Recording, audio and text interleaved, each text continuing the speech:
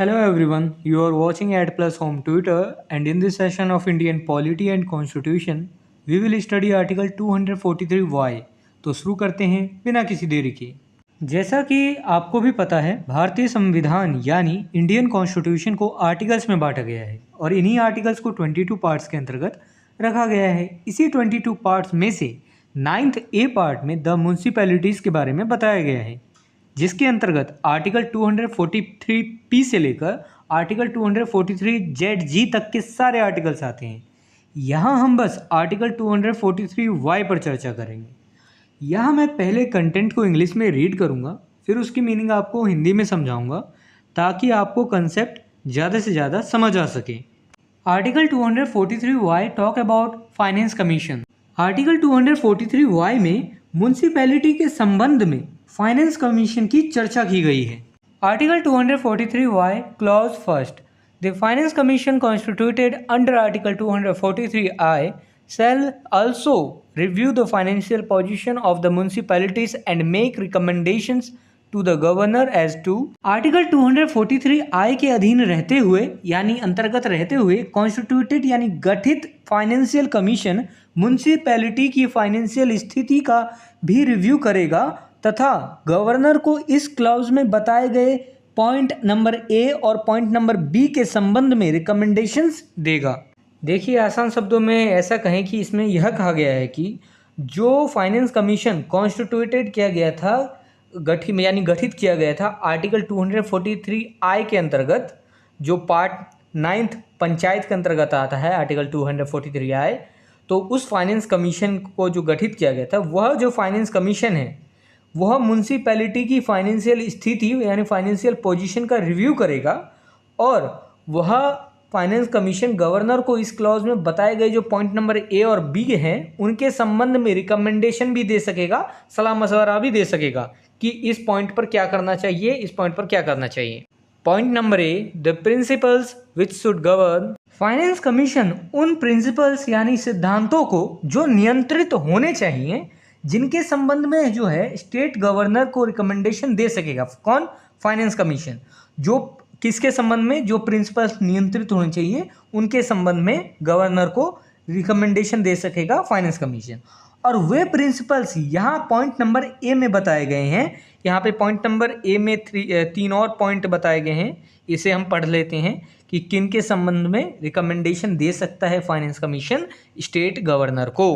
First one, the distribution between the state and the municipalities of the net proceeds of the taxes, duties, tolls and fees leviable by the state which may be divided between them under this part and the allocation between the municipalities at all levels of their respective shares of such proceeds। राज्य द्वारा लगाए जाने वाले taxes, duties, tolls और fees की net proceeds यानी आय, income भी कह सकते हैं, जो आई है टैक्सेस, ड्यूटीज और टोल्स और फीस से। तो राज्य द्वारा लगाए जाने वाले टैक्सेस, ड्यूटीज, टोल्स और फीस की नेट प्रोसीड्स यानी आय का राज्य और म्यूनसिपैलिटी के बीच डिस्ट्रीब्यूशन, जिसे इस पार्ट यानी पार्ट 9th ए के अधीन उनके बीच डिस्ट्रीब्यूट किया जा सकेगा और ऐसी आय में से अपने अपने हिस्से का सभी लेवल्स पर म्यूनसिपैलिटीज़ के बीच एलोकेशन भी किया जा सकेगा। कि आसान शब्दों में ऐसा कहें, राज्य द्वारा जो भी टैक्सेस से या फिर ड्यूटीज से या टोल्स से या फीस द्वारा जो है कलेक्ट किया जाए पैसा स्टेट से, तो उस पैसे को किस तरीके से डिस्ट्रीब्यूट किया जाए म्यूनसिपैलिटीज़ में और स्टेट में और म्यूनसिपैलिटीज़ के सभी लेवल्स पर, तो इस बात का जो है रिकमेंडेशन, सलाह दे सकेगा फाइनेंस कमीशन। किसको? स्टेट के गवर्नर को, कि आप ऐसा ऐसा डिस्ट्रीब्यूशन कर सकते हैं और स्टेट गवर्नर उस हिसाब से डिसीजन लेगा, उस हिसाब से बाद में डिस्ट्रीब्यूट किया जाएगा इन टैक्सेस, ड्यूटीज और टोल्स से फीस के कलेक्ट हुए पैसों को। Second one, the determination of the taxes, duties, tolls and fees which may be assigned to or appropriated by the municipalities। Taxes, duties, tolls और फीस का निर्धारण जो म्यूनसिपैलिटीज़ को सौंपे जा सकेंगे या उनके द्वारा विनियोजित किए जा सकेंगे यानी निकाले जा सकेंगे, उन बातों का भी रिकमेंडेशन जो है फाइनेंस कमीशन दे सकता है स्टेट गवर्नर को। देखिए, ऐसे कौन से टैक्सेस हैं, ड्यूटीज़ हैं, टोल्स हैं और फीस हैं जिनको म्युनिसिपैलिटीज़ को सौंपा जाए, और साथ ही उनसे जो टैक्स कलेक्ट होता है, उनसे जो पैसे, जब पैसे निकालने की बात आती है म्युनिसिपैलिटी के द्वारा, तो कितना पैसा निकाला जाए, इस संबंध में जो है फाइनेंस कमीशन रिकमेंडेशन दे सकता है कि कितना पैसा निकालना है, कौन कौन टैक्स से किस किस जगह टैक्स लगाया जाए म्युनिसिपैलिटीज़ के द्वारा, म्युनिसिपैलिटीज़ को कौन कौन से टैक्सेस वगैरह सौंपे जाए, वो लगा सकते हैं वो टैक्सेस। तो इस बात में जो है रिकमेंडेशन दे सकता है फाइनेंस कमीशन, किसको? स्टेट गवर्नर को। Third one, the grants in aid to the municipalities from the consolidated fund of the state. किसी स्टेट के कंसोलिडेटेड फंड से म्युनिसिपैलिटी को सहायता अनुदान देना। देखिए, सहायता अनुदान, ग्रांट इन एड भी कहते हैं इसे। तो किसी चीज़ के लिए हेल्प देना, उसके लिए ग्रांट देना, सहायता अनुदान देना किसी म्युनिसिपैलिटी को, जब देखा जाए कि इस म्युनिसिपैलिटी को नीड है पैसों की, इसके पास ज़रूरत के हिसाब से पैसे नहीं हैं, तो स्टेट क्या कर सकता है कि कंसोलिडेटेड फंड से म्युनिसिपैलिटी को वो पैसे दे सकता है सहायता अनुदान के तौर पर। अब इस बात को जो है रिकमेंड करेगा फाइनेंस कमीशन, कहेगा स्टेट गवर्नर से, जी जी ऐसा ऐसा म्युनिसिपैलिटी है, उसको पैसे की ज़रूरत है तो उसको देना चाहिए। तो रिकमेंडेशन इस संदर्भ में भी दे सकता है फाइनेंस कमीशन स्टेट गवर्नर को। आर्टिकल 243 वाई क्लॉज फर्स्ट का point number B, the measures needed to improve the financial position of the municipalities। Finance commission municipalities के फाइनेंशियल पोजीशन यानी स्थिति को सुधारने के लिए आवश्यक उपाय को स्टेट गवर्नर को रिकमेंड कर सकेगा।